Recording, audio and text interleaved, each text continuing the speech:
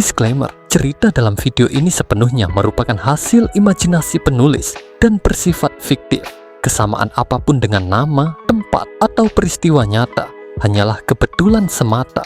Kami tidak berniat menyinggung atau merugikan pihak manapun melalui cerita ini. Kisah ini ditulis untuk tujuan hiburan dan tidak dimaksudkan sebagai ajakan untuk meniru tindakan apapun yang digambarkan.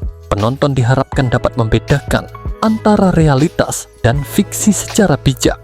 Manhwa ini bercerita tentang Byeon Ho-gil, killer kelas C dari organisasi pembunuh Glory Club. Entah bagaimana menjadi seorang pengacara, dan ini adalah kisah Byeon Ho-gil, warga biasa kita yang berbagi universe dengan killer Peter, tetapi tidak peduli dengan nasib yang terjadi di universe tersebut.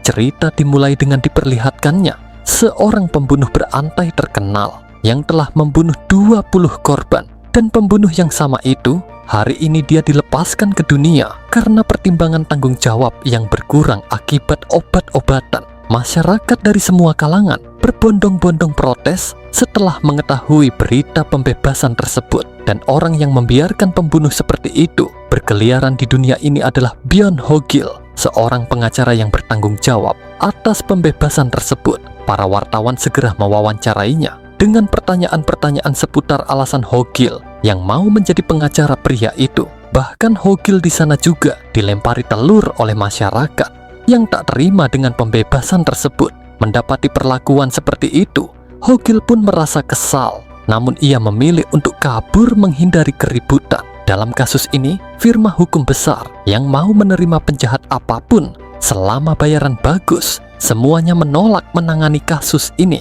Lalu mengapa Ho-gil mau mengambil kasus seperti ini?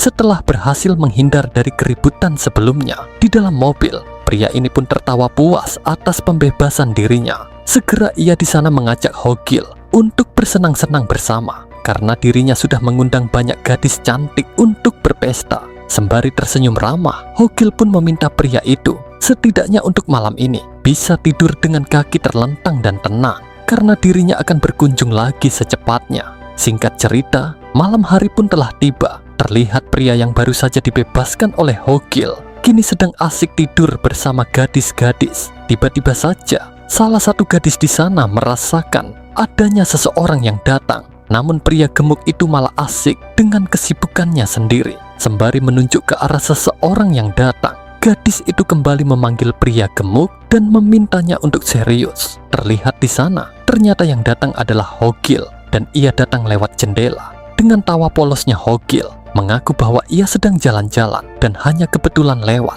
Namun pria gemuk itu dengan heran bertanya tentang apa maksudnya, karena kamar ini berada di lantai 34. Ho-gil pun tak menjawabnya dan malah sibuk membuka tasnya. Pria gemuk itu dengan panik langsung berkata bahwa pekerjaan Ho-gil seharusnya sudah selesai. Sembari menggunakan sarung tangannya, Ho-gil pun membenarkannya dan menjawab bahwa kedatangannya kali ini adalah untuk memenuhi permintaan baru yang tidak ada hubungannya dengan pengacara. Menyadari ada yang aneh dari sikap Ho-gil, pria gemuk itu seketika tertawa. Segera ia mengeluarkan pedangnya dan berniat akan menghabisi Ho-gil. Kita pun dijelaskan jika pria ini adalah ketua PAK, mantan anggota Yamato Gumi, dan memiliki keahlian ilmu pedang gaya Shimonoseki tingkat 9. Melihat itu, Ho-gil di sana tak goyah dan masih bisa tenang. Ia pun berkata bahwa di kalangan tertentu, terutama di kalangan dunia bawah, ada sebuah pepatah terkenal. Seseorang yang menguasai pisau dengan baik adalah kelas 3. Seseorang yang menguasai semua jenis senjata dengan baik adalah kelas 2. Kelas 1 adalah mereka yang bisa menggunakan apapun di dunia ini sebagai senjata. Sejenak dalam hatinya ketua Park merasa panik karena pernah mendengar pepatah ini yang mengisahkan tentang seseorang yang bisa membunuh hanya dengan tentakel gurita. Sembari berteriak, ketua Park menantang Ho-gil untuk segera maju dan melihat mana yang lebih cepat antara gurita atau pedang. Namun Ho-gil di sana ternyata mengeluarkan senjata rakitan besar dari dalam tasnya dan mengaku jika dirinya hanyalah kelas 3. Sontak ketua Park terkejut sampai-sampai menjatuhkan pedangnya dan meminta Ho-gil yang merupakan pengacara untuk tenang. Sejenak Ho-gil pun mengakui jika dirinya adalah seorang pengacara, namun ia juga memberitahu ketua Park bahwa dirinya adalah seorang pembunuh bayaran. Sederhananya, ia adalah a killer lawyers atau seorang pengacara pembunuh. Kemudian, Shin pun dibawa mundur untuk menjelaskan bagaimana Hogil bisa menjadi pengacara dan pembunuh secara bersamaan. Di negara ini, ada sebuah tempat yang disebut Glory Club. Itu adalah organisasi yang melayani umat manusia di balik layar. Mereka bahkan melakukan pelayanan dengan membunuh orang. Lalu, Byeon Hogil adalah seorang relawan yang hidup dari gaji mereka dan merupakan seorang killer rank C. Sampai pada suatu hari, ia bertanya-tanya sampai kapan dirinya harus hidup seperti ini. Meskipun ia mengabdikan seluruh hidupnya dalam dunia ini, mungkin dirinya hanya akan bisa naik sampai rank B. Ia pernah mendengar nama Peter yang legendaris, namun belum pernah melihatnya. Baginya Peter tidak lebih dari ilusi semata, dan peringkat C urutan ke-16 dalam Glory Club adalah batas kemampuannya. Daripada melakukan pekerjaan seperti ini yang bisa membuatnya mati kapan saja, Hogil berniat akan mencari pekerjaan lain. Namun ia hanya tahu cara menggunakan pisau. Saat ia sedang asik memikirkan dirinya sendiri, di jalan ia melihat papan iklan tentang pengacara yang katanya bisa mengubah nasib seseorang. Hogil pun bergumam bahwa dirinya tidak akan termakan oleh iklan kursus semacam itu. Lagi pula kursus semacam itu hanya berhasil buat orang yang cocok. Namun yang mengejutkan, ternyata Hogil mempunyai bakat yang sebelumnya tidak pernah ia sadari. Sebuah bakat yang disebut belajar. Hogil merasa senang dan yakin jika dirinya akan sukses, karena pekerjaan sebagai pengacara jauh lebih mudah daripada membunuh. Bahkan dirinya tak perlu mempertaruhkan nyawanya lagi. Hogil bahkan membuka kantor sendiri dengan uang yang dirinya dapat dulu dengan mempertaruhkan nyawa. Dan yang tersisa baginya saat ini hanyalah mencari keuntungan dengan aman. Namun ia berakhir dengan gagal total, karena selama 5 bulan ini ia tidak mendapatkan satupun kasus. Tepat saat Hogil sedang mencari tempat yang cocok untuk mati, ada sebuah kasus dengan bayaran besar yang masuk. Segera Hogil mengunjungi kliennya yang berada di penjara. Akan tetapi, klien yang dia dapat hanyalah sampah masyarakat yang sudah ditinggalkan oleh semua pengacara lain. Dia adalah Jo Do-chan, anggota gangster MZ, memiliki kasus pembunuhan, penganiayaan, penyerangan seksual, dan memiliki riwayat kriminal sebanyak 18 pelanggaran. Dengan arogan, Do-chan pun bertanya tentang alasan Hogil yang merupakan pengacara rendahan, malah berani datang terlambat. Merasa direndahkan oleh seorang kriminal, Hogil pun meminta Do-chan untuk menarik kembali kata-katanya. Hogil menegaskan bahwa dirinya akan menghitung sampai 3. Namun Do-chan di sana menolak dan kembali bertanya tentang apa yang akan terjadi jika Hogil menghitung sampai 4. Bahkan Do-chan juga menyebut bahwa Hogil adalah pengecut lemah. Tiba-tiba saja Hogil pun menancapkan sebuah pulpen ke tangan Do-chan secara brutal. Dengan cepat ia langsung mencengkeram leher Do-chan dan bersiap akan menghajarnya. Sembari menatap Do-chan dengan aura penuh intimidasi, Hogil pun menegaskan bahwa dirinya sudah menghabiskan seluruh hidupnya dengan menyayat leher para bajingan seperti Do-chan. Jadi ia memintanya untuk berhenti bermain-main. Sontak Do-chan di sana langsung menangis ketakutan dan meminta maaf. Meski begitu, Hogil di sana berniat akan tetap memberikan pelajaran kepada bocah tengil di hadapannya tentang sopan santun kepada orang dewasa. Akan tetapi, dengan ekspresi yang merendahkan, Do-chan pun bertanya tentang apa yang sedang Hogil lakukan. Ternyata kejadian brutal barusan hanyalah imajinasi yang ada di pikiran Hogil. Sembari tersenyum, Hogil pun meminta maaf dan mengaku hanya bercanda. Namun di dalam hatinya, ia merasa kesal dan berniat akan membunuh Do-chan suatu hari nanti. Kemudian, mereka berdua pun mulai membahas kasus agar Do-chan bisa segera dibebaskan. Hogil menjelaskan bahwa kasus ini sangatlah sulit karena fakta bahwa Do-chan memukul seseorang lalu meninggalkan mayatnya tertangkap CCTV dengan jelas. Dengan sikap yang tetap angkuh, Do-chan meminta Hogil untuk menghentikan omong kosongnya dan menegaskan bahwa membebaskan dirinya adalah tugas Hogil. Sembari menggelengkan kepalanya, Hogil menjawab bahwa tidak ada cara lain kecuali korban setuju untuk penyelesaian damai. Mendapati masih ada cara, Do-chan pun memerintahkan Hogil untuk segera mengurus penyelesaian damainya dengan korban. Pada akhirnya Hogil bergegas pergi ke rumah korban sembari mengeluh karena ternyata kehidupan sebagai pengacara tak ada bedanya saat dirinya menggunakan pisau. Ia merasa ini akan sia-sia dan berkata bahwa tak akan ada orang gila yang mau setuju damai dengan orang yang sudah membunuh orang tua mereka. Namun Hogil berusaha meyakinkan dirinya sendiri dengan berpikir jika pekerjaan ini bukanlah apa-apa dibandingkan dengan masa 15 tahun dirinya di medan perang. Hogil pun mulai mengetuk pintu rumah korban dan seorang siswa yang membukakan pintu langsung mengusirnya begitu saja. Sontak Hogil di sana terkejut dan mencoba untuk membujuk siswa itu yang bernama Kim Ji-hoo agar mau mendengarkan penjelasannya terlebih dahulu. Sembari menunjukkan surat penyelesaian damai, Hogil segera menyebutkan nominal 1 miliar, jumlah uang yang harus ditabung sebanyak 2 juta won setiap bulan selama 42 tahun untuk bisa terkumpul. Hogil mengaku prihatin dengan apa yang terjadi dengan ayah Ji-hoo dan ia mengingatkan jika Ji-hoo pasti akan membutuhkan biaya hidup untuk kedepannya. Jadi untuk sekarang cukup tanda tangani perjanjian penyelesaian ini dan 1 miliar akan langsung masuk ke rekening Kim Ji-hoo. Namun tiba-tiba saja Ji-hoo bertanya jika kejadian ini terjadi pada Hogil, apakah ia akan menandatanganinya juga? Sembari menangis Ji-hoo bertanya kembali, apakah Hogil bisa memaafkan bajingan yang telah membunuh ayahnya dan membuangnya ke sungai?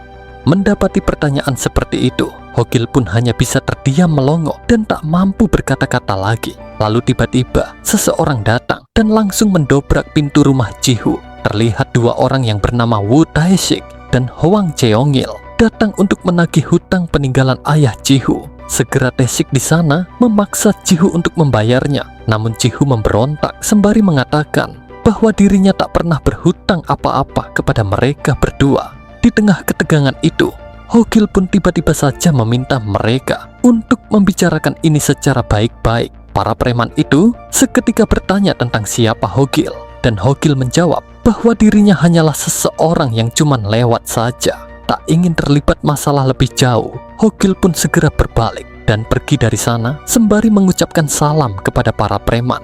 Melihat kepergian Hogil, Ji-hoo di sana hanya bisa terdiam dan tak mengatakan apa-apa. Di luar, Hogil segera menghubungi Do-chan untuk menjelaskan bahwa ia telah berusaha semaksimal mungkin untuk membujuk keluarga korban, tapi mereka masih menutup hati dan menolak. Sedangkan Ji-hoo saat ini sedang mencoba untuk melawan menggunakan pisau kecil miliknya. Melihat itu, kedua preman-preman ini merasa penasaran tentang apa yang bisa dilakukan oleh Ji-hoo. Salah satu dari preman segera mengunci pintu rumah Ji-hoo dari dalam. Dengan nada penuh intimidasi, Tae-sik pun berkata bahwa saat ini tidak ada siapapun yang bisa masuk. Jadi ia meminta Ji-hoo untuk segera menunjukkan keahliannya. Melihat Ji-hoo yang hanya bisa gemetaran, Tae-sik di sana menjadi kesal dan berniat akan mengajari Ji-hoo sesuatu. Belum sempat Tae-sik menghajar Ji-hoo, tiba-tiba saja Hogil menghentikan ketegangan itu.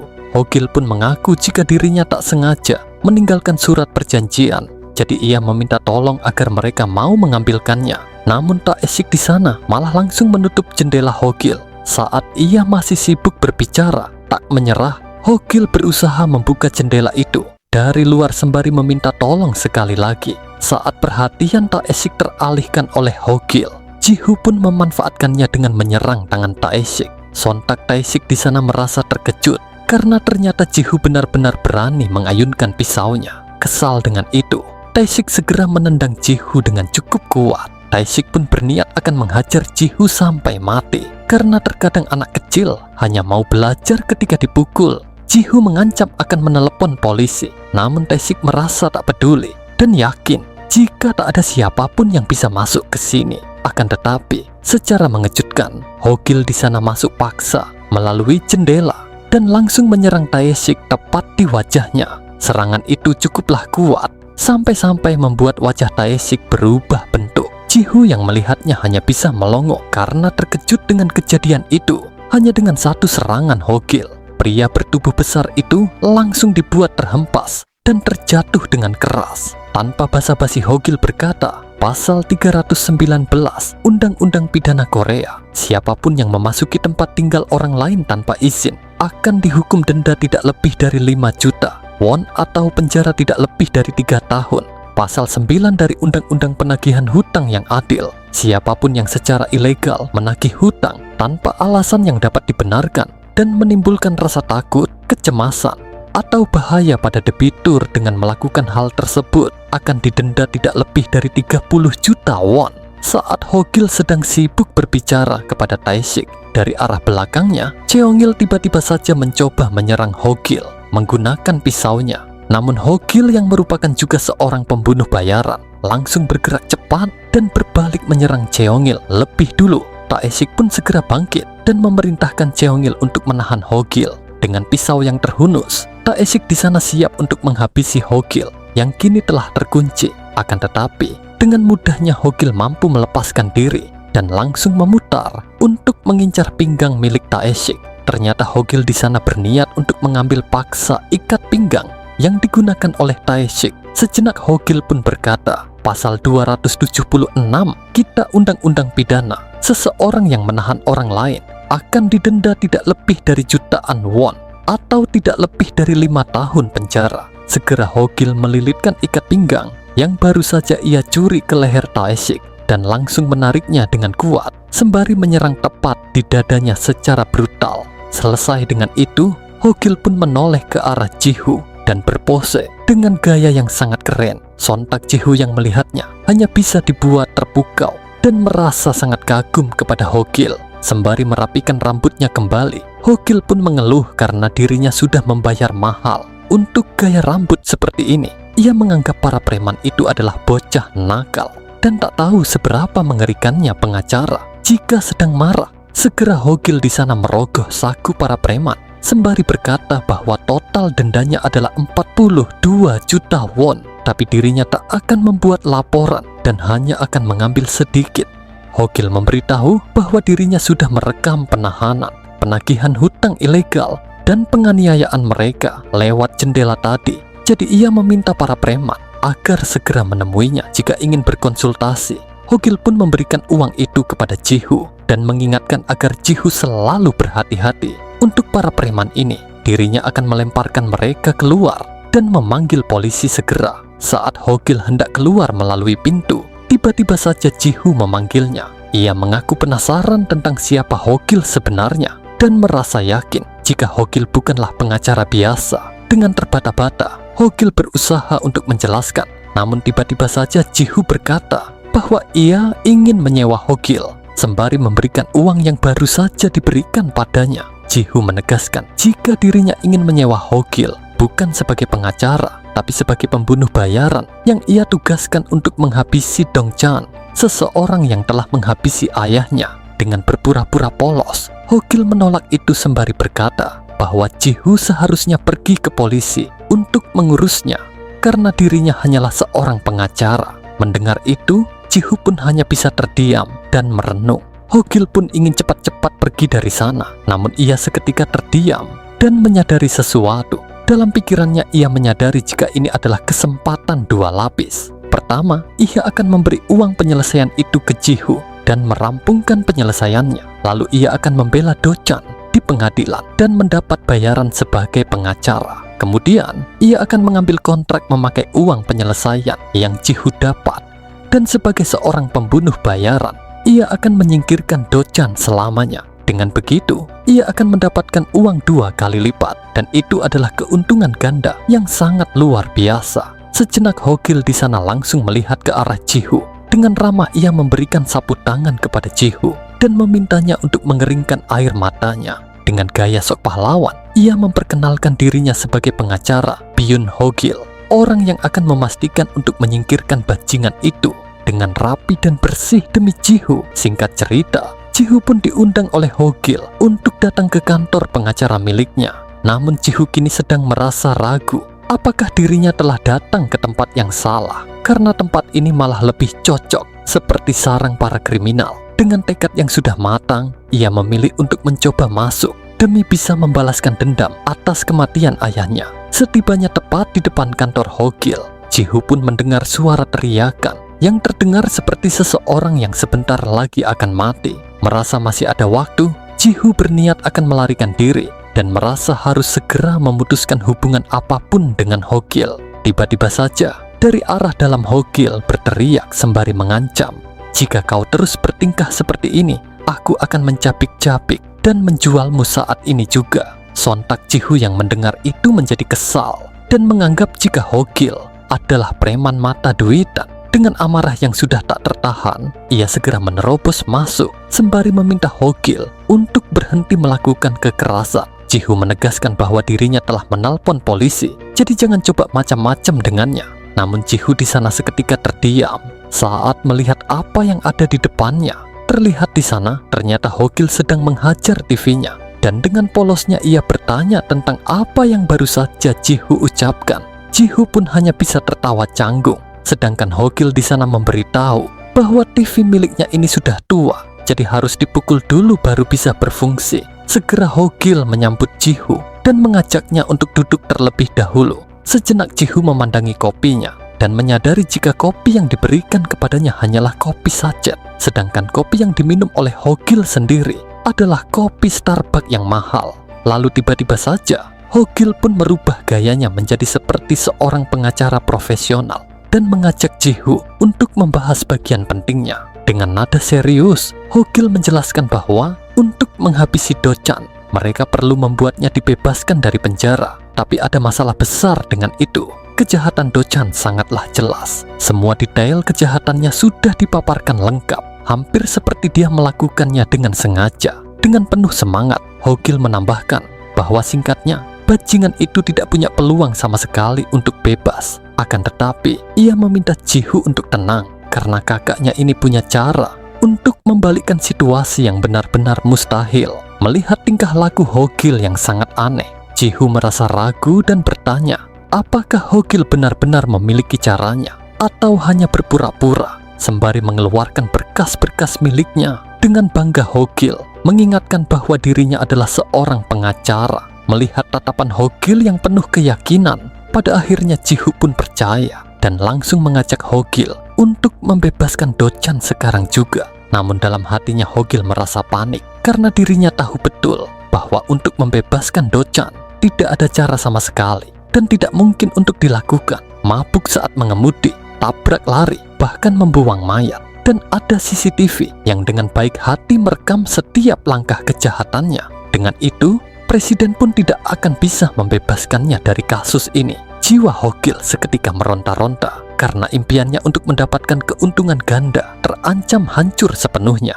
Ho-gil pun berusaha untuk terlihat tenang. Namun Ji-hu di sana tiba-tiba saja berkata dengan polos bahwa di film-film biasanya para pengacara bisa menyelinap masuk untuk mengutak-atik barang bukti. Jadi apakah Ho-gil bisa melakukannya juga? Mendengar itu, sontak Ho-gil pun tercerahkan seketika. Dan dengan penuh semangat, ia segera berbalik sembari memuji Ji-hu yang sangat cerdas. Singkat cerita, hari di mana Do-chan bebas pun tiba. Para wartawan telah bersiap dan masyarakat melakukan aksi protesnya. Sembari tersenyum ramah, Ho-gil dengan senang hati menerima lemparan telur sebagai aksi protes dari masyarakat. Dengan angkuh, Do-chan menganggap jika orang-orang sangatlah bodoh karena hakim saja memutuskan dirinya tidak bersalah. Tapi mereka malah protes. Alasan masyarakat protes adalah tentang penyelidikan.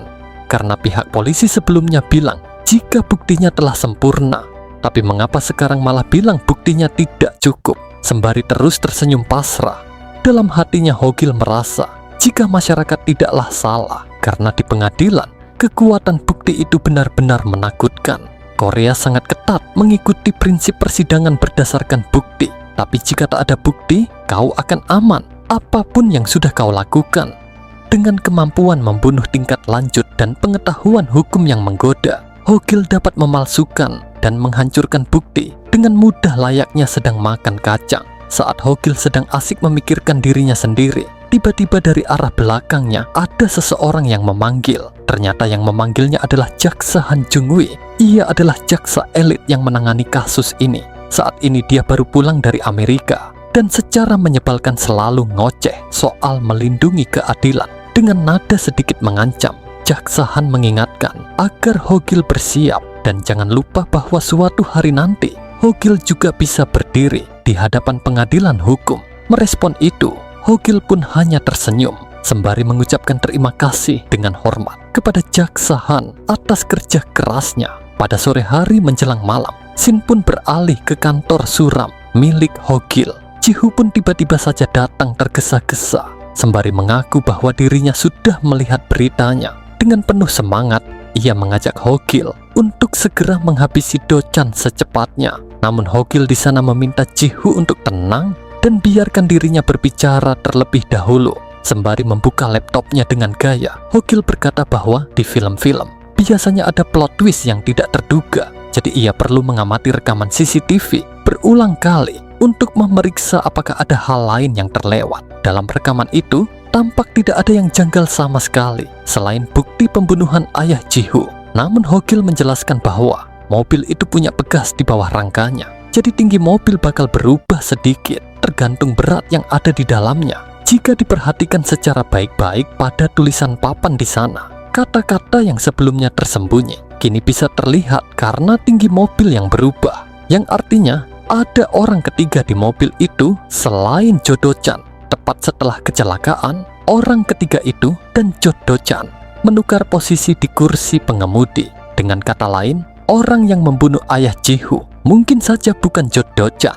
Tentu ini masih sekedar teori untuk sekarang, dan mereka perlu mengkonfirmasinya terlebih dahulu. Mendengar penjelasan Ho-gil, Ji-Hoo pun merasa skeptis dan berkata, jika memang benar ada pelaku lain, maka semua usaha mereka sampai saat ini akan menjadi sia-sia. Namun dengan percaya diri, Ho-gil di sana meminta Ji-Hoo untuk tidak cemas karena ia sudah menyewa pengacara pembunuh untuk menangani kasusnya. Tak lama setelahnya, Ji-Hoo pergi untuk pulang ke rumahnya. Kini Ho-gil terlihat sedang mencari sesuatu yang ada di rak buku. Saat Ho-gil sudah menemukannya, segera ia menekan buku tersebut. Ternyata Ho-gil di sana sedang membuka ruangan rahasia miliknya yang tersembunyi di balik rak buku. Terlihat perlengkapan Ho-gil sebagai seorang killer cukuplah lengkap, namun sedikit berantakan seperti biasanya. Sejenak Ho-gil pun mengingat momen saat dirinya sedang menjelaskan rencananya kepada Ji-Hoo. Menurut pengamatannya, Do-chan merupakan anggota gangster MZ. Mereka adalah geng berbasis sel dan tersebar di mana-mana. Jadi, jika mereka ingin menemukan pelaku yang sebenarnya, mereka harus menjatuhkan semuanya dalam satu tebasan.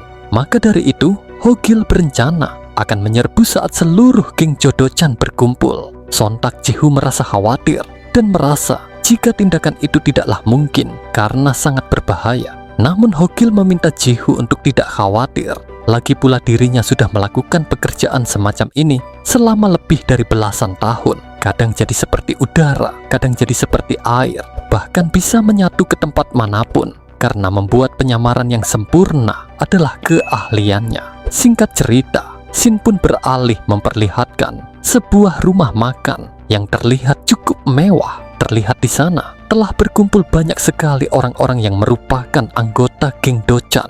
Mereka semua sedang asik membicarakan Do-chan yang baru saja dibebaskan dari penjara dan bertanya-tanya bagaimana itu bisa terjadi. Dengan bangga, Do-chan memberitahu mereka bahwa alasan dirinya bisa bebas adalah karena mereka tidak punya bukti yang kuat. Salah satu dari mereka mengaku bahwa dirinya telah mendengar jika Do-chan rela membayar 1 miliar won ke anak korban. Do-chan pun menjawab bahwa jumlah segitu hanyalah receh baginya, dan ia juga bisa mendapatkannya lagi dalam beberapa bulan jika memang mau. Lalu tiba-tiba saja Do-chan menoleh ke arah seseorang dengan senyum psikopatnya. Ternyata di sana ada seorang pria kurus yang telah babak belur, dan Do-chan menganggapnya sebagai anggota VIP mereka. Pria itu pun memohon agar Do-chan mau mengembalikan uang miliknya karena uang yang dicuri oleh Do-chan adalah tabungan seumur hidupnya. Namun Do-chan di sana menganggap jika dirinya tidaklah salah karena sebelumnya pria itu secara sadar menginvestasikan uang padanya. Do-chan pun mengancam bahwa dirinya sudah punya daftar lengkap keluarga, pekerjaan, serta rekan-rekan pria itu. Jadi jika si pria tetap memohon seperti itu, ia akan menyebarkan foto miliknya kemana-mana. Lalu dengan wajah birahinya, Do-chan mengingatkan jika pria itu memiliki adik yang sangat cantik dan itu bisa dimanfaatkan olehnya. Tiba-tiba saja, salah satu anak buah Do-chan memberitahu adanya tamu yang datang. Segera Do-chan menoleh ke arah tamu tersebut dan bertanya-tanya tentang siapa yang mengundangnya datang ke sini. Terlihat di sana, ternyata yang datang adalah Ho-gil yang menyamar sebagai kurir makanan. Ho-gil pun merasa heran karena dari banyaknya tempat di Korea, mengapa mereka malah memilih restoran Cina sebagai tempat persembunyian.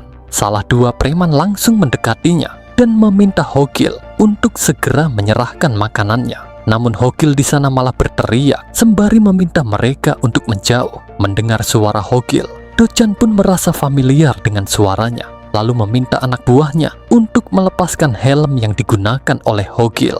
Sontak Hogil pun menjadi panik dan merasa jika situasi ini tidaklah sesuai dengan apa yang ia perkirakan. Sebelumnya Hogil sangat percaya diri, layaknya seorang pahlawan.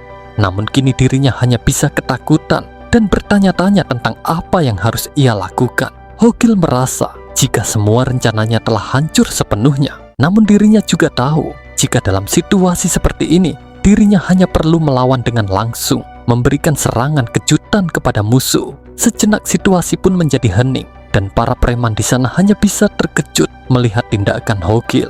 Seketika itu, para preman secara serentak langsung maju dengan niat ingin menangkap Hogil. Namun hanya dengan satu gerakan, Hogil mampu membuat dua orang preman langsung terbang dan terhempas jauh. Dengan cepat, Hogil segera mencengkeram rahang bagian atas milik salah satu preman di depannya, lalu mengangkatnya ke udara dan langsung membantingnya dengan kuat ke dinding. Dalam sekejap, Hogil berhasil menumbangkan beberapa preman, dan ia pun berkata bahwa sebelumnya ia datang dengan rencana sempurna, tapi rencana itu malah dirusak oleh Do-chan. Melihat anak buahnya dapat dengan mudah ditumbangkan, Do-chan pun merasa kesal, lalu bertanya bagaimana Hogil sang pengacara bisa menemukan tempat ini. Alih-alih menjawab, Hogil di sana malah berkata bahwa dirinya saat ini akan memukuli mereka semua sampai mati, tapi dirinya akan terbukti tidak bersalah. Do-chan yang tak mengerti langsung bertanya tentang apa maksudnya.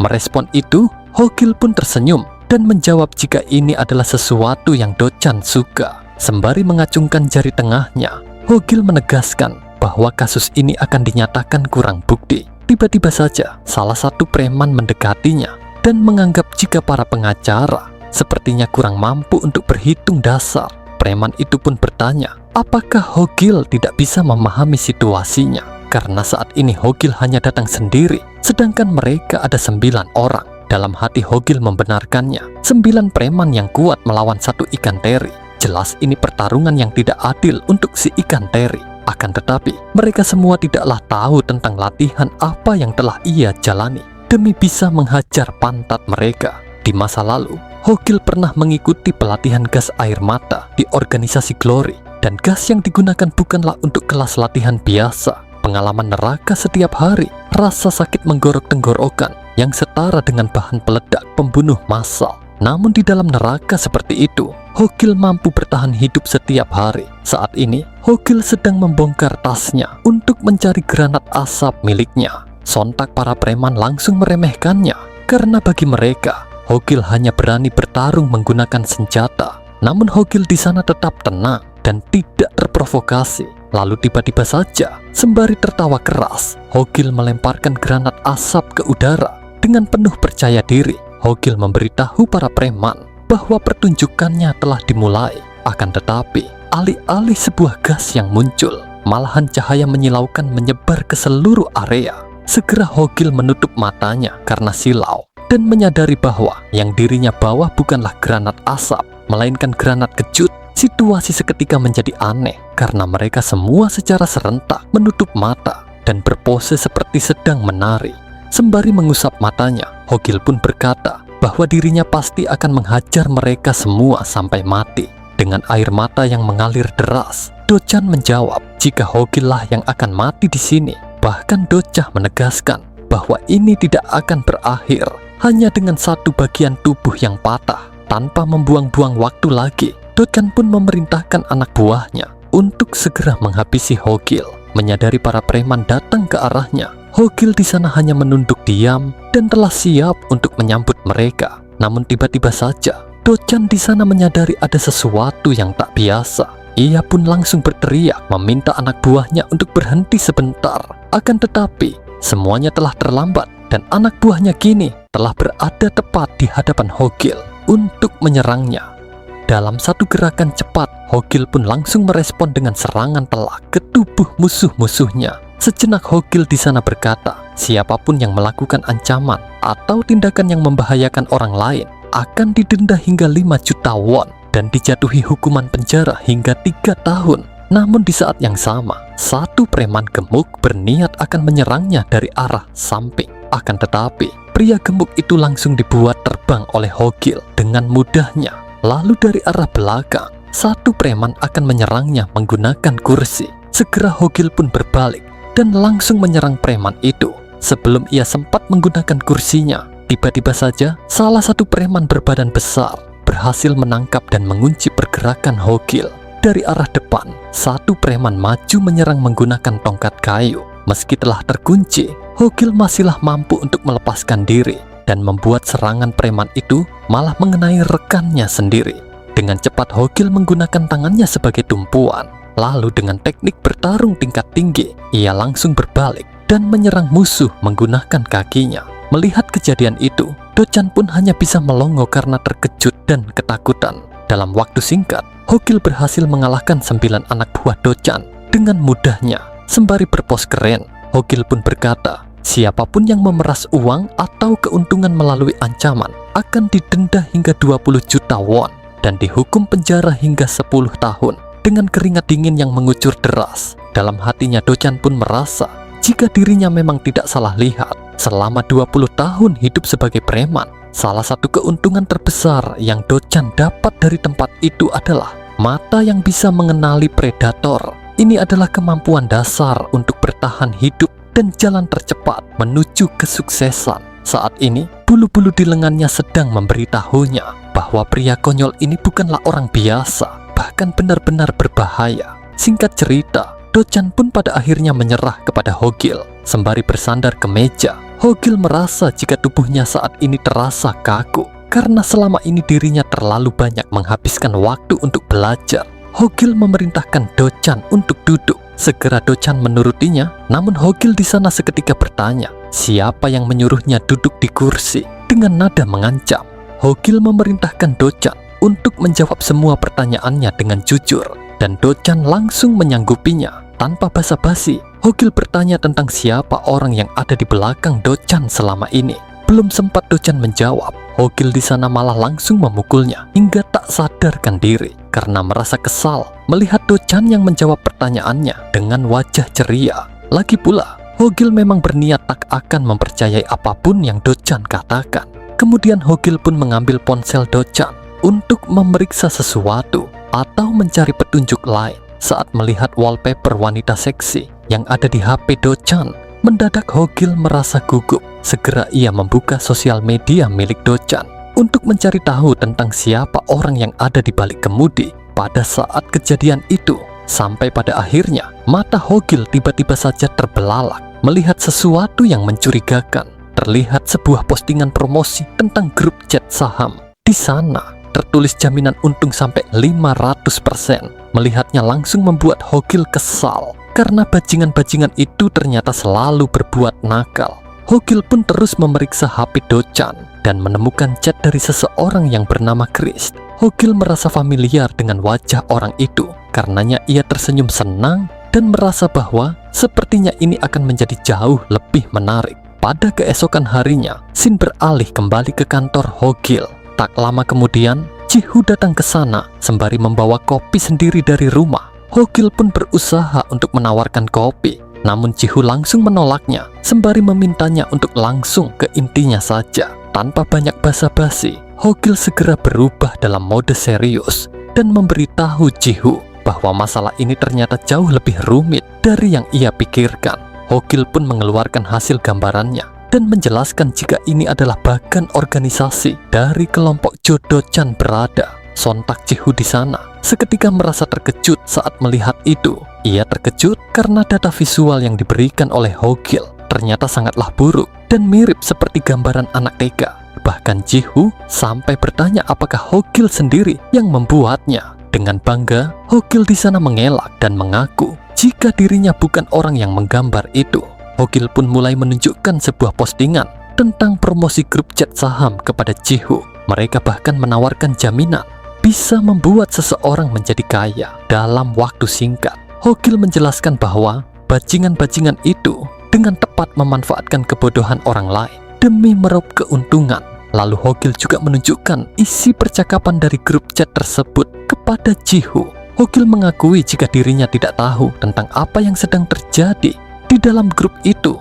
Namun yang jelas, mereka akan memberitahu anggota grup tentang saham yang pasti akan menghasilkan uang sebelumnya. Mereka mengklaim bahwa jika seseorang bergabung dengan grup tersebut, orang itu akan bisa menggandakan uangnya dengan sangat besar. Lalu orang-orang yang gampang tertarik akan buru-buru masuk dengan mimpi menghasilkan banyak, memasukkan uang mereka ke saham.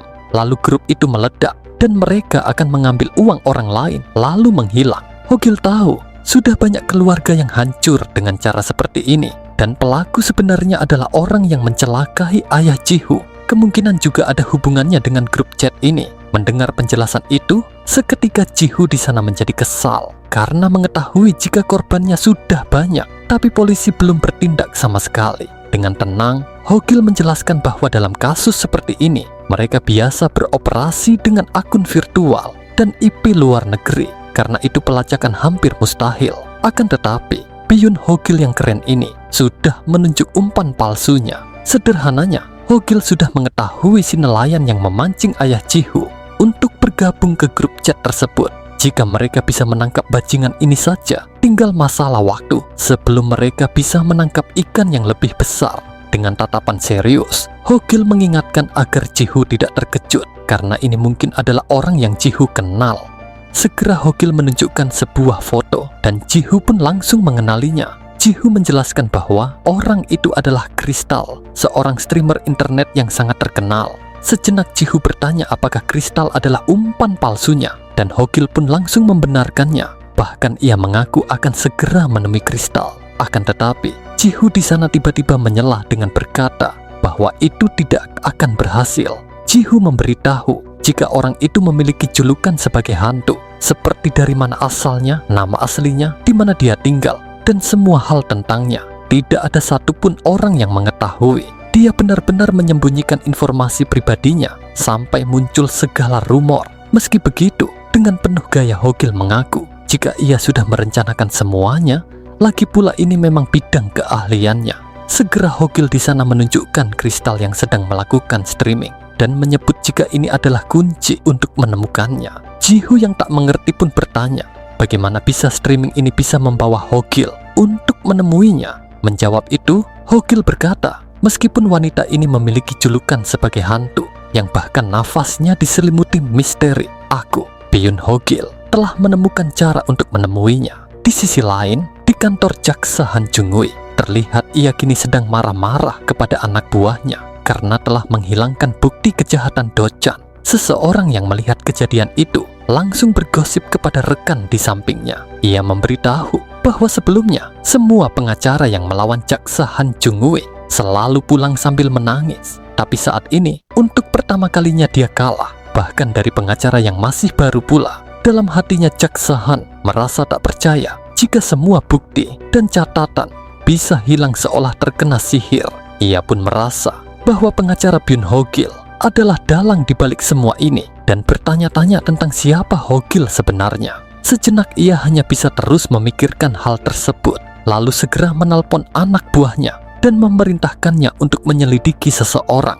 Kemudian Shin pun beralih memperlihatkan Crystal yang sedang live streaming, sembari berkata bahwa dirinya sangat menyukai pria tulus dan mampu memperlakukannya seperti putri. Dengan nada menggoda, Crystal pun bertanya, apakah ada pria seperti itu yang akan datang padanya suatu hari nanti? Hogil yang sedang menyaksikan streaming tersebut secara refleks menjawab tentu saja ada. Namun Hogil pun segera tersadar dan langsung bertanya bagaimana Ji-Hoo bisa tahu tentang Crystal. Ji-Hoo menjawab bahwa Crystal sangatlah terkenal di kalangan remaja dengan julukan Dewi Seksi dan Imut. Mendengar kata seksi, Hogil di sana seketika terkejut dan pikirannya melayang kemana-mana. Ji-Hoo menjelaskan bahwa Crystal memang seksi dan imut. Di saat yang sama, dia juga terlihat seperti Dewi. Jadi jika digabung, maka terbentuklah julukan Dewi Seksi dan Imut. Mendengar penjelasan itu, Hogil malah gagal fokus dan mengakui jika Crystal sangatlah cantik,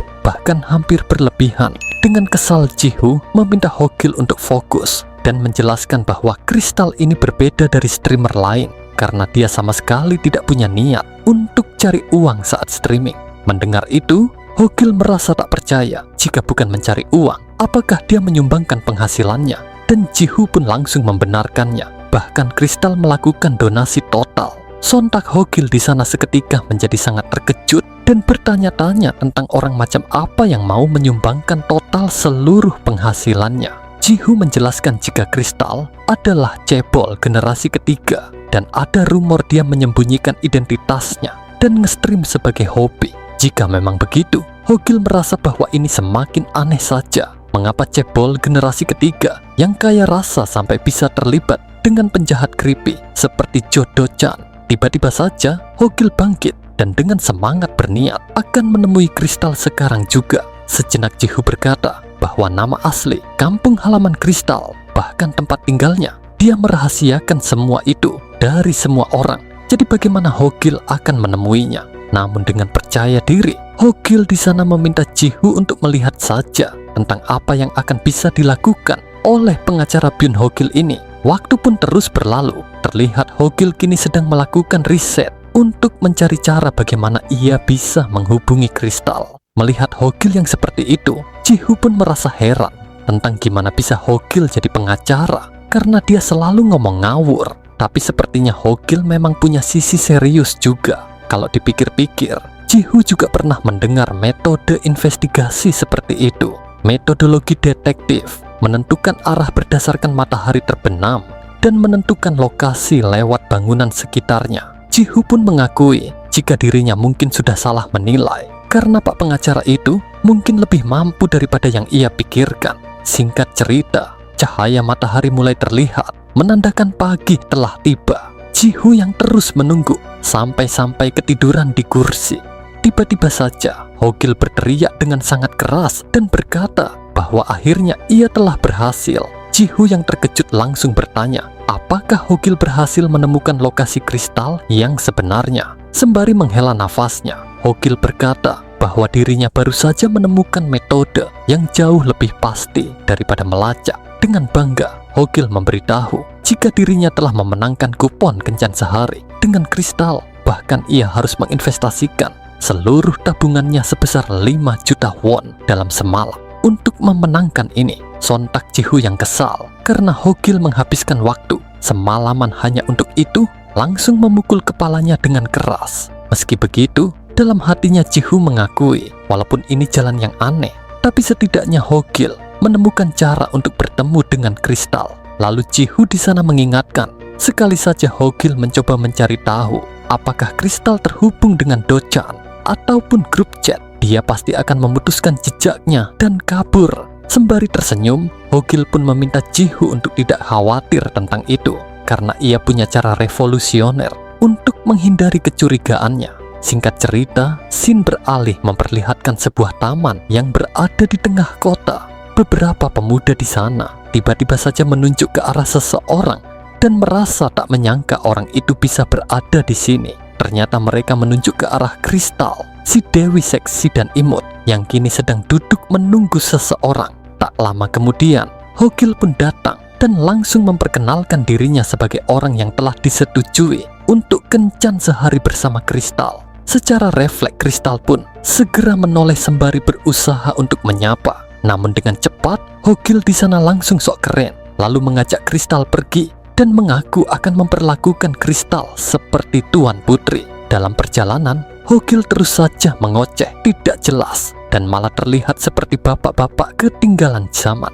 Jihu yang ternyata ikut mengawasi, ia pun hanya bisa merasa ragu dan bertanya-tanya apakah ini bisa dipercaya. Tak lama kemudian, mereka pun telah berada di rumah makan mewah. Dalam hatinya Hogil pun berpikir, kencan pertama dengan wanita memang gampang banget jadi canggung. Jadi strateginya sederhana, dan cara memenangkan hati wanita bab 1 adalah pesona maskulin. Tiba-tiba saja, dengan gaya maskulin Hogil berkata, sepertinya steak ini terlalu tebal dan keras untuk bibir kristal yang kecil. Karena itu, bolehkah ia memotongnya dengan rapi untuknya? Dengan gerakan super cepat, Hogil langsung memotong steak itu menjadi beberapa bagian. Setelahnya, Hogil memberikannya kepada kristal. dengan gaya layaknya seorang pelayan kepada Tuan Putri. Setelah selesai makan, Hogil mengajak Kristal untuk main capit boneka dan ia terlihat sangat menikmatinya. Hogil bahkan terlihat sangat bahagia, sedangkan Kristal di sana hanya tersenyum terpaksa. Tak terasa, sore hari pun telah tiba dan kencan mereka akan segera berakhir. Sebelum berpisah, Hogil mengaku bahwa hari ini bersama Kristal adalah puncak hidupnya.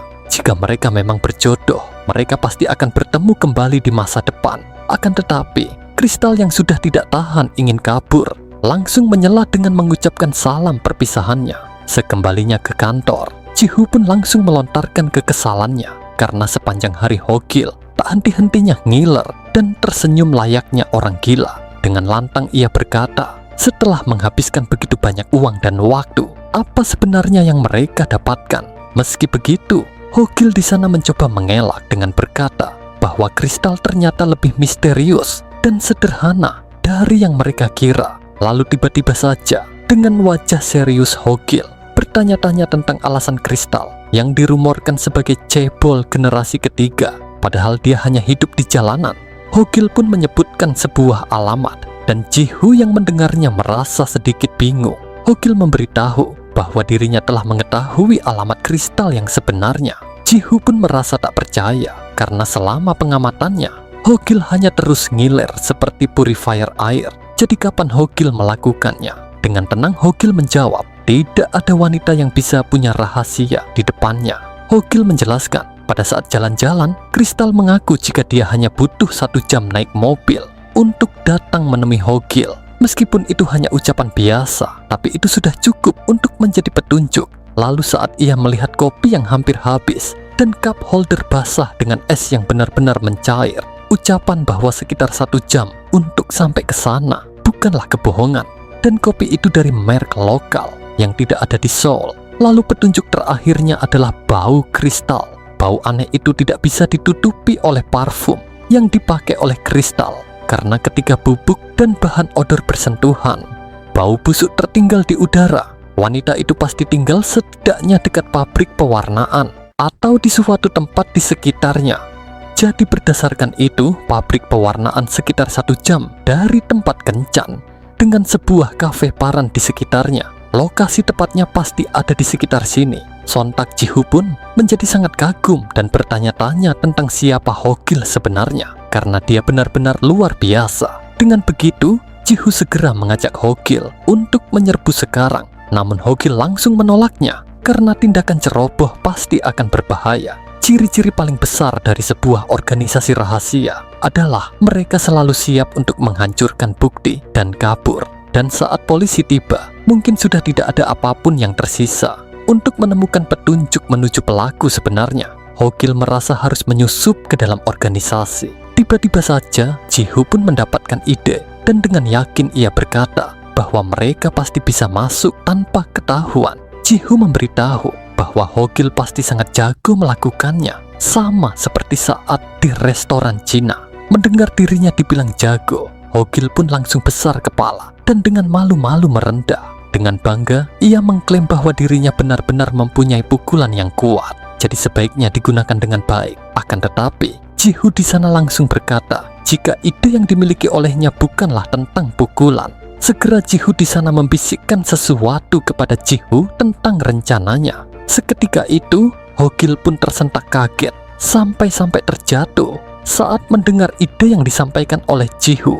Sembari berteriak keras, Hogil dengan tegas menolak ide itu, bahkan tak ingin melakukannya. Keesokan harinya, Shin beralih memperlihatkan sebuah pabrik yang kemungkinan berada dekat dengan tempat tinggal Kristal. Hogil pun kini sedang menjalankan ide Ji-Hu untuk datang ke pabrik itu. Meski dalam hatinya ia yakin jika rencana ini akan gagal, ia berniat akan kembali ke kantor dan akan mencari cara lain untuk melakukan ini di lain waktu. Akan tetapi, seorang pria yang tampak seperti preman tiba-tiba saja membuka pintu yang baru saja diketuk oleh Hogil.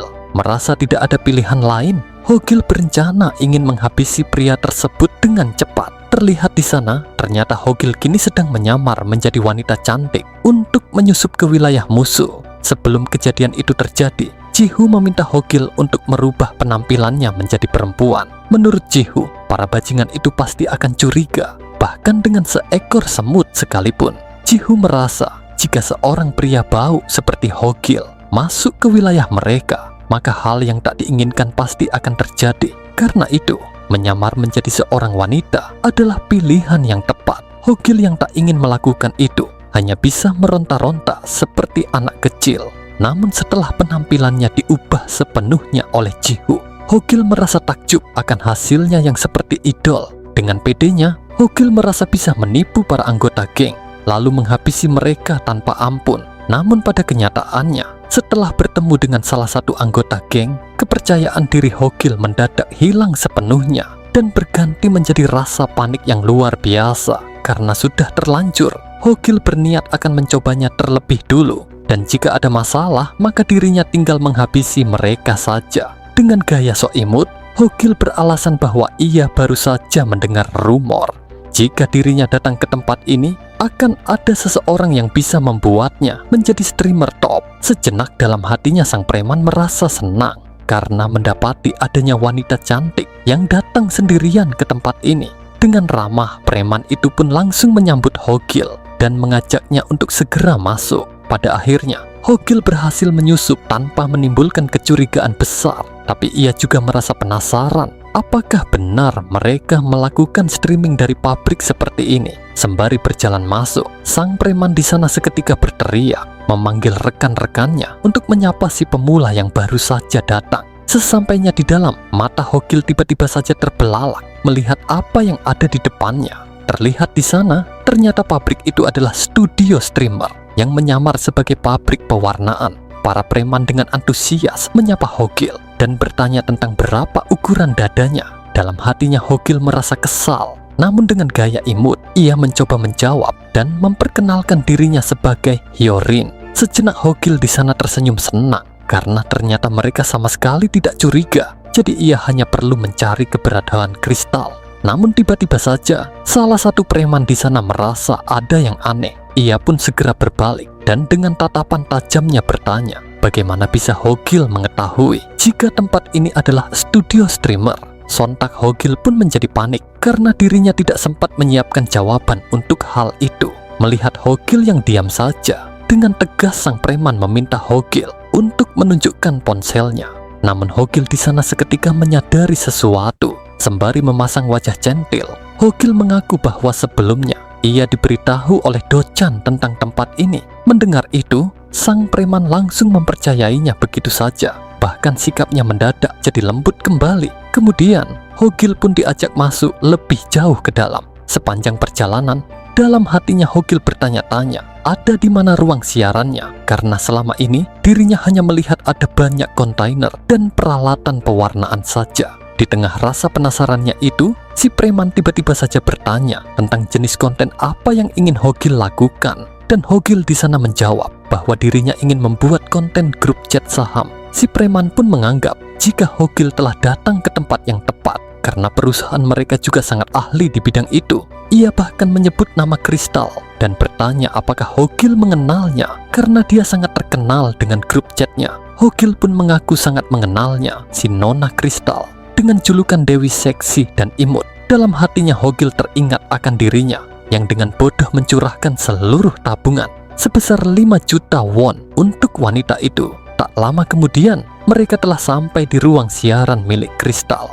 Di sana, Hogil melihat Kristal yang tampak sangat berbeda daripada saat melakukan streaming. Bahkan dia terlihat seperti tidak punya harapan lagi dan sangat kelelahan. Selesai mengantarkan Hogil, sang preman pun segera pergi, sembari meminta mereka untuk saling akrab dan belajar satu sama lain. Sebelum benar-benar pergi dari sana, dengan nada tegas dan mengancam, ia meminta Kristal untuk merapikan tubuhnya jika tidak ingin kejadian itu terulang lagi. Setelah kepergian sang preman, suasana pun mendadak menjadi hening dan canggung. Dalam hatinya Hogil berpikir bahwa untuk menemukan petunjuk soal pelaku sebenarnya, maka yang paling penting saat ini adalah berteman terlebih dahulu. Ia tahu jika Kristal adalah seseorang yang sangat membutuhkan kata-kata tulus. Karena itu, ia akan mulai dengan membahas sesuatu yang dirinya suka. Dengan senyum ramah dan penuh sopan, Hogil pun bertanya apakah Kristal menyukai sepak bola. Jihu yang sedari tadi memantau menggunakan panggilan suara. Ia merasa jika Hogil adalah pengacara palsu, karena bagaimana bisa dia benar-benar bodoh. Akan tetapi, yang mengejutkan, Kristal di sana malah menjawab bahwa dia adalah fans berat dari klub Tottenham. Dengan penuh semangat, ia mengklaim bahwa Son Heung-min lebih baik daripada Ronaldo. Bahkan ia mengaku sudah mendukung Heung-min sejak dia pindah ke Bundesliga. Mendengar itu, Hogil di sana malah ikutan bersemangat dan secara tidak sadar terbawa suasana. Kristal pun kini mulai bisa tertawa senang dan terlihat sangat bahagia. Obrolan mereka terus berlanjut dan Hogil di sana berusaha maksimal untuk mencairkan suasana hati Kristal. Sampai pada akhirnya ia capek sendiri dan Kristal pun masih tertawa terbahak-bahak sampai mengeluarkan air matanya. Kristal mengaku bahwa ini adalah pertama kalinya ia menunjukkan siapa dirinya yang sebenarnya kepada orang lain. Ia merasa jika Hogil saat ini mirip seperti teman yang baru saja dirinya temui kemarin. Dalam hatinya Hogil membenarkannya, karena memang kemarin mereka saling bertemu, tapi dalam tampilan kromosom yang berbeda. Melihat sikap Kristal yang membaik, Hogil merasa bahwa sudah saatnya ia masuk ke masalah inti. Dan Kristal pasti tahu tentang bos tersembunyi itu. Kristal yang tahu jika mimpi Hyorin adalah menjadi streamer. Tiba-tiba saja ia meminta untuk berpelukan. Dengan wajah malu-malu, Hogil pun langsung menurutinya dengan senang hati. Seketika itu, Kristal merubah ekspresinya menjadi serius dan meminta Hogil untuk kabur dari sini secepatnya. Sembari berbisik, Kristal memberitahu bahwa streamer bintang hanyalah omong kosong. Jika tetap memaksa, maka Hyorin bisa benar-benar mati. Sejenak Hogil merasa jika ucapan Kristal terdengar jujur, karena itu ia berniat untuk memeriksa sampai akhir. Selagi ia sedang menyamar menjadi wanita, Hogil pun berusaha untuk membuat alasan sembari menjelaskan tentang mimpinya. Dan dengan tidak sengaja, ia menumpahkan gelas kopi yang ada di meja. Kopi itu tumpah tepat mengenai dada Hogil dan membasahi bajunya. Kristal yang panik segera bertanya, apakah Hyorin baik-baik saja? Karena kopi itu masih panas dan baru saja dibikin. Dengan cepat, Kristal berlari untuk mengambilkan baju ganti dari lemarinya. Akan tetapi, baju yang tersisa adalah baju dinas dan Kristal di sana meminta Hogil untuk segera memakainya. Sontak Hogil pun langsung menolaknya, namun Kristal malah memaksanya. Bahkan secara paksa, Kristal ingin melepaskannya sendiri, sembari meminta Hyorin untuk tidak malu, karena mereka berdua sama-sama wanita, tak ingin penyamarannya terbongkar. Hogil seketika menjadi panik dan mencoba memberontak. Bahu Hogil pun mulai terlihat. Tiba-tiba saja Kristal menjadi terkejut saat melihatnya. Segera ia bertanya apakah Hyorin sudah menyembunyikannya selama ini. Terlihat di sana, ternyata Kristal terkejut dikarenakan melihat bahu Hogil yang penuh dengan bekas luka. Hogil pun mengaku bahwa ia biasa menyebut ini sebagai sebuah kanvas yang memamerkan jejak hidupnya yang penuh dengan pertarungan. Mendengar itu, Kristal segera memeluk Hyorin sembari meminta maaf. Ia mengakui jika dirinya tidak tahu tentang jalan yang sudah Hyorin lalui selama ini. Ternyata sangat menyakitkan. Dengan aktingnya yang bagus, Hogil berpura-pura sedih. Namun jauh di dalam hatinya, ia merasa senang karena Kristal memeluknya sampai menempel di bobanya yang lembut. Di sisi lain, Do-chan pun kini sedang marah-marah sendiri karena baru saja tersadar dari pingsannya di kantor polisi. Sembari menunjukkan benjolan di matanya, ia mengklaim jika dirinya adalah korban dan baru saja dipukuli oleh seseorang. Tak lama kemudian, jaksa Han tiba di sana sembari meminta maaf karena telah datang terlambat. Sontak Do-chan pun hanya bisa dibuat terkejut saat melihat jaksa yang menangani kasus sebelumnya tiba-tiba datang menemuinya. Dengan nada sopan, Do-chan bertanya, mengapa jaksa terhormat malah mau datang jauh-jauh hanya untuk menangani kasus sepele seperti ini. Tak ingin berbasa-basi, jaksa Han pun segera meminta Do-chan untuk menjelaskan keadaannya. Do-chan mengaku bahwa dirinya baru saja dipukuli oleh seorang pengacara. Awalnya dia memang pengacaranya, tapi entah mengapa dia malah bawa semua bukti kejahatan yang sudah dirinya lakukan, lalu memukuli para anak buahnya sampai hampir mati. Sejenak jaksa Han menghentikan penjelasan Do-chan. Dengan tegas ia bertanya, apakah benar yang menghajar Do-chan adalah seorang pengacara? Do-chan pun membenarkannya, bahkan mengakui jika pengacara itu sangat hebat. Dan tidak sampai 3 menit, dia bisa memukuli anak buahnya yang berjumlah selusin layaknya sedang memukuli anjing. Mendengar itu, rasa curiga Jaksa Han semakin menjadi-jadi karena bagaimana bisa seorang pengacara memiliki skill bertarung. Ia pun sangat penasaran dengan identitas Hogil sebenarnya dan apa yang sedang direncanakannya. Kemudian, scene kembali lagi memperlihatkan Hogil yang sedang latihan joget pargoy terbaru. Akan tetapi Crystal merasa jika jogetan pargoy seperti itu sangatlah jelek dan terlalu kuno. Di momen itu, Hogil mengambil kesempatan untuk bertanya tentang CEO karena mungkin saja dia menyukai pargoy miliknya. Seketika itu, tiba-tiba saja Crystal berdiri dan dengan nada tegas berkata bahwa Hogil tak bisa menemui sang CEO. Ia mengingatkan agar jangan sekalipun Hogil bercanda tentangnya jika tak ingin mendapatkan masalah besar.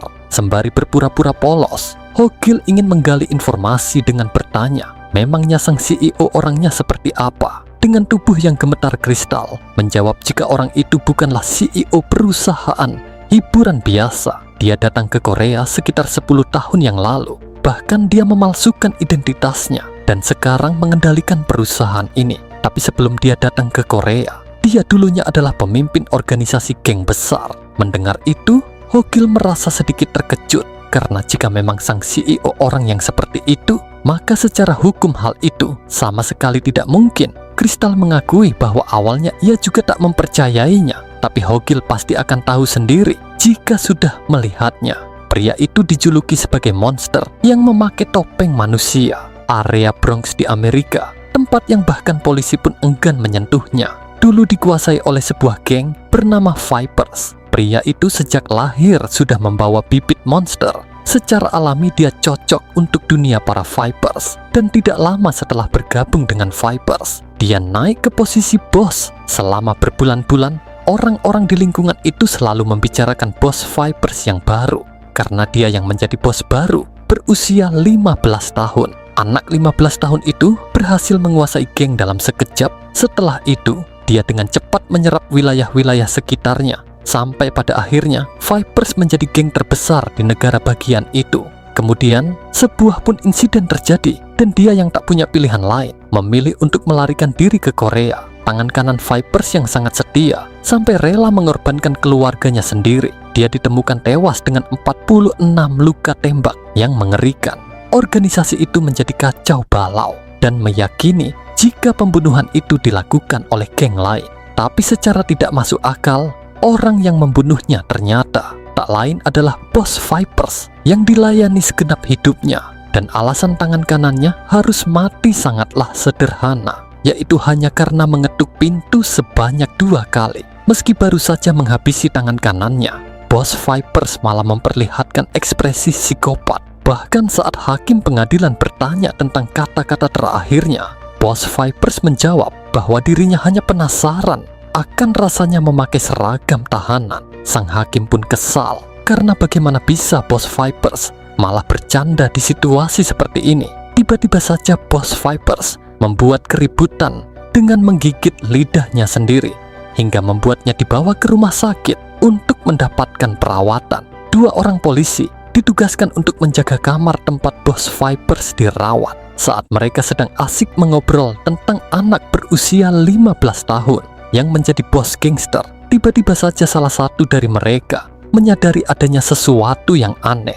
Di sana, ia melihat bos Vipers yang telah menghilang melarikan diri tanpa disadari oleh mereka. Para polisi itu pun segera mencarinya dan merasa jika ini tidak mungkin. Karena bagaimana bisa seseorang memilih untuk melompat kabur dari lantai 8. Setelah kejadian itu, bos Vipers lenyap begitu saja bagaikan hantu. Dia lolos dari jaringan pengawasan dan berhasil kabur ke Korea. Dia mulai bergerak di Korea melalui pencucian identitas dan operasi plastik. Dan tak lama setelah itu, dia membangun organisasi kriminal yang bahkan jauh lebih besar. Saat ini, dia adalah CEO di sini. Dan agensi streamer cuman salah satu bisnis yang dia buat untuk mengumpulkan dana. Hogil yang mendengarkan penjelasan itu merasa tak bisa mempercayai sepenuhnya. Crystal pun mengaku jika mendengar cerita itu dari sang CEO sendiri. Dan orang-orang yang mengenalnya juga tahu semuanya. Tapi hal itu tak pernah bocor keluar karena orang itu telah mengancam Jika cerita tentangnya sampai menyebar keluar, maka orang yang membocorkan beserta keluarganya akan dihabisi semuanya. Sejenak Hogil merasa panik, takut kristal akan dihabisi karena telah menceritakan semua kepadanya. Sembari tersenyum, kristal berkata bahwa itu tidak apa, karena suatu hari nanti dirinya akan tetap dihabisi. Kristal pun mengingatkan agar Hogil jangan sampai bertemu dengan sang CEO, dan dirinya pasti akan memberikan sinyal jika dia datang. Namun tiba-tiba saja terdengar suara keributan dari arah luar. Terlihat di sana, para preman tampak sangat tegang, seakan tempat ini sedang kedatangan seseorang. Hogil yang penasaran langsung mencoba mengintip untuk melihat apa yang sedang terjadi. Terlihat di sana, ternyata keributan itu disebabkan oleh Jaksa Han yang datang untuk mengecek sesuatu. Sontak Hogil menjadi panik dan overthinking. Bagaimana bisa Jaksa Han mengetahui dirinya yang ada di sini? Tuhan yang mengetahui Jaksa Han sedang mencari seseorang. Ia pun memintanya untuk menyebutkan satu nama dan dirinya akan mencarikan untuknya. Di saat yang sama, Hogil berusaha untuk kabur. Namun Jaksa Han menyadari itu dan langsung menghentikannya. Dalam hatinya Hogil berniat akan langsung menghabisinya, tapi dia mengurungkan niatnya dan lebih memilih untuk melihat situasinya terlebih dahulu. Dengan tawa canggung, Hogil mengaku jika dirinya benar-benar cewek. Jadi dirinya bukanlah orang yang dicari oleh Jaksa Han. Tiba-tiba saja dari arah belakang ada seseorang yang mencolek punggungnya. Segera Hogil di sana menoleh dan seketika menjadi terkejut melihat apa yang dilihatnya.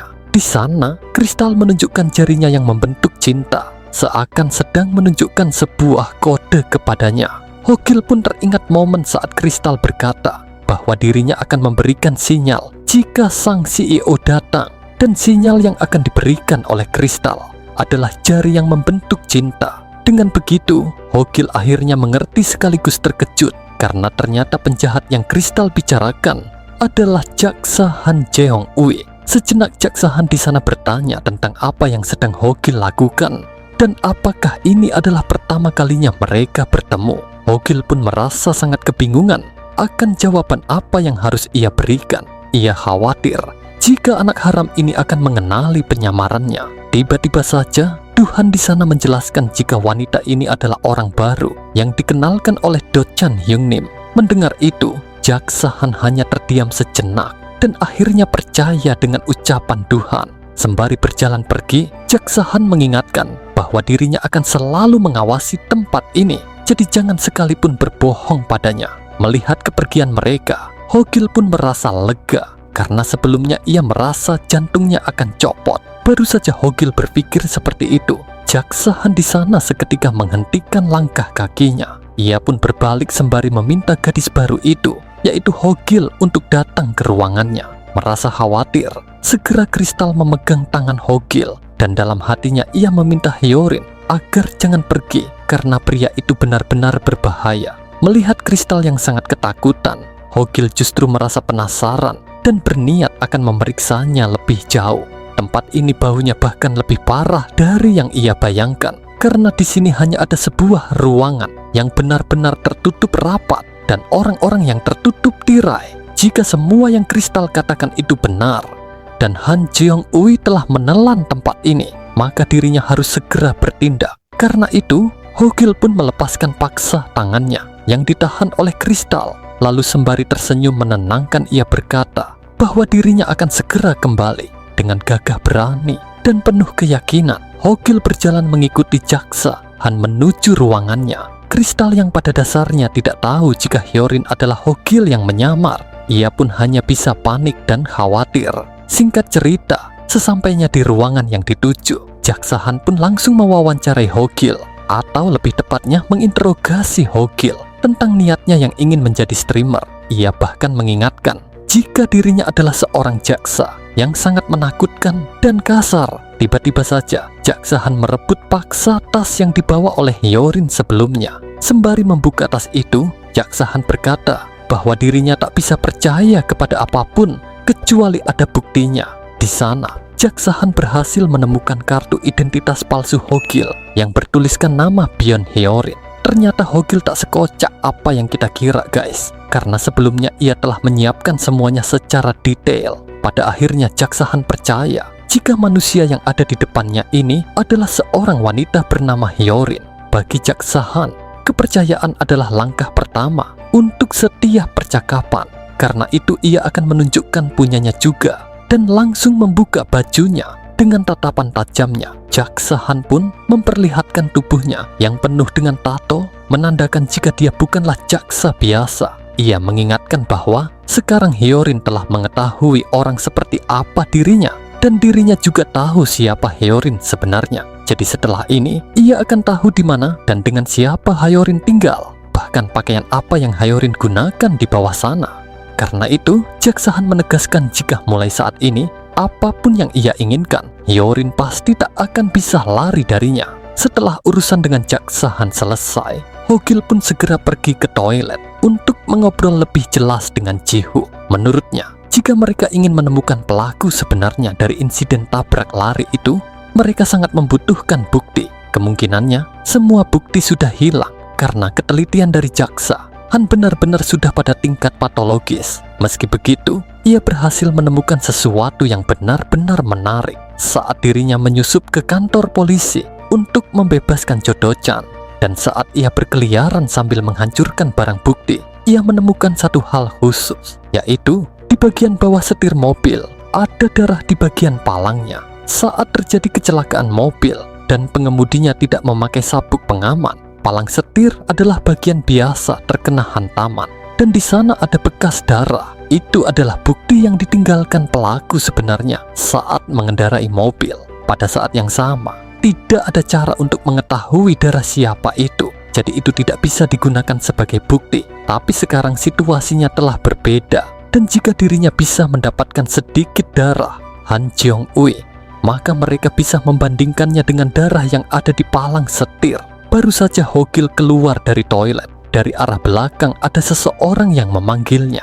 Terlihat di sana, 3 orang preman datang menghampiri Hogil sembari memberitahu bahwa mereka ingin mengadakan pesta penyambutan. Saat mereka kedatangan orang baru, mereka pasti akan mengadakan pesta penyambutan khusus untuk kakak besar. Saat Hogil akan mengikuti para preman itu, tiba-tiba saja Kristal datang dan langsung menghentikannya. Ia pun meminta Hyorin untuk beristirahat terlebih dahulu karena dirinya akan pergi duluan dan ingin membicarakan sesuatu dengan Tuhan Oppa. Pada akhirnya, Hogil pun hanya bisa menurutinya, sedangkan Kristal di sana mulai pergi dengan tubuh yang gemetaran. Di sisi lain, Tuhan yang mendengar suara pintu dibuka, ia pun segera menoleh dan langsung menyambut kedatangan Hyorin dengan nada bicara layaknya seseorang yang sedang birahi. Namun ekspektasi mesumnya itu seketika hilang karena yang datang bukanlah Hyorin, melainkan Kristal. Sontak Tuhan pun menjadi kesal dan bertanya mengapa Kristal bisa ada di sini. Kristal menjawab bahwa Hyorin saat ini sedang tidak enak badan. Jadi jika Tuhan ingin mengatakan sesuatu, ia akan menyampaikan padanya. Tahu jika Kristal sedang berbohong, Tuhan yang marah langsung bertanya, apakah Kristal sudah merindukan upacara inisiasi dengan tubuh yang gemetar? Kristal berkata bahwa gadis itu tidak tahu apa-apa. Ia pun memohon agar Tuhan mau melepaskan Hyorin sekali ini saja. Mendapati perlakuan seperti itu, Tuhan sudah tidak bisa menahan emosinya lagi dan langsung menendang Kristal dengan kuat. Ia pun berkata bahwa sepertinya hari ini ia akan melakukannya 2 kali. Satu pada Kristal dan satu pada Hyorin. Sedangkan Kristal di sana hanya bisa terduduk sembari memegangi kepalanya yang sakit. Dengan wajah penuh birahi, Tuhan bertanya, apakah dirinya harus melakukan itu pada mereka berdua sekaligus? Tiba-tiba saja, seseorang datang dan langsung menyela tindakan Tuhan. Terlihat di sana, ternyata yang datang adalah Hyorin dan Kristal yang terkejut langsung memerintahkannya untuk segera pergi. Dengan santainya Hogil menjawab jika dirinya sangat penasaran tentang apa yang ingin Tuhan katakan. Karena itu ia datang. Mendengar itu, amarah Tuhan seketika berubah menjadi senang. Sembari memegangi rambut Hogil, Tuhan berkata, sejak dulu kantor mereka selalu mengadakan wawancara. Setiap kali ada pendatang baru dengan tujuan untuk menjadi dekat satu sama lain. Tapi karena mereka berdua ada di sini sekarang, maka ini akan jadi wawancara 2 lawan 1. Tuhan memberitahu jika tempat ini adalah ruangan kedap suara. Jadi sekeras apapun mereka berteriak, maka tak akan ada seorang pun yang bisa mendengar suara mereka dari luar, mendengar informasi yang luar biasa. Tiba-tiba saja Hogil merubah sikapnya dan dengan berani menyebut Tuhan sebagai bajingan mesum. Seketika itu, Hogil pun langsung melemparkan kristal keluar. Kristal yang panik segera menggedor-gedor pintu dan meminta Hyorin untuk membukanya. Di dalam, dengan santainya Hogil kembali mengejek Tuhan, bahkan mengingatkan agar Tuhan cepat bersiap. Tuhan yang sudah tak tahan lagi karena sudah 3 hari tidak melakukan hal itu, langsung meminta Hyorin untuk segera datang kepadanya. Akan tetapi, mata Tuhan di sana seketika terbelalak saat melihat apa yang ada di depannya. Dengan itu, Tuhan akhirnya mengetahui jika Hyorin sebenarnya adalah laki-laki. Sembari mengusap rambutnya santai, Hogil terus mengejek Tuhan dengan kata-kata sarkas. Merasa ditipu, Tuhan menjadi sangat marah. Bahkan selama 10 tahun dirinya menjadi gangster, ia tidak pernah mengalami hal sial seperti ini. Tuhan mengakui jika dirinya tidak tahu apa tujuan penyamaran itu. Namun yang jelas, ia akan menghabisi orang yang ada di depannya. Ini terlebih dulu. Tanpa basa-basi lagi, Tuhan pun segera maju untuk menyerang Hogil menggunakan tongkat baseball miliknya. Dengan mudah Hogil di sana mampu menghindarinya. Bahkan ia sempat mengambil ikat pinggang yang ada di lantai. Segera ia menggunakan ikat pinggang itu untuk mengikat tangan Tuhan dan menghentikan pergerakannya. Hanya dengan 1 kali tarikan, Hogil langsung membanting tubuh Tuhan dengan cukup keras. Dalam waktu singkat, Tuhan yang arogan berhasil dilumpuhkan begitu saja. Tuhan pun mencoba untuk meminta maaf sembari memohon agar Hogil mau menyingkirkan kakinya karena dagunya terasa sangat sakit. Namun Hogil di sana malah meminta Tuhan untuk berteriak lebih keras karena dirinya ingin menguji seberapa kedap ruangan ini. Di luar, Kristal bisa melihat adanya benturan keras dari arah pintu. Ia mengira jika Hyorin saat ini pasti sedang dihajar habis-habisan oleh Tuhan Opa. Sejenak ia pun teringat kejadian masa lalu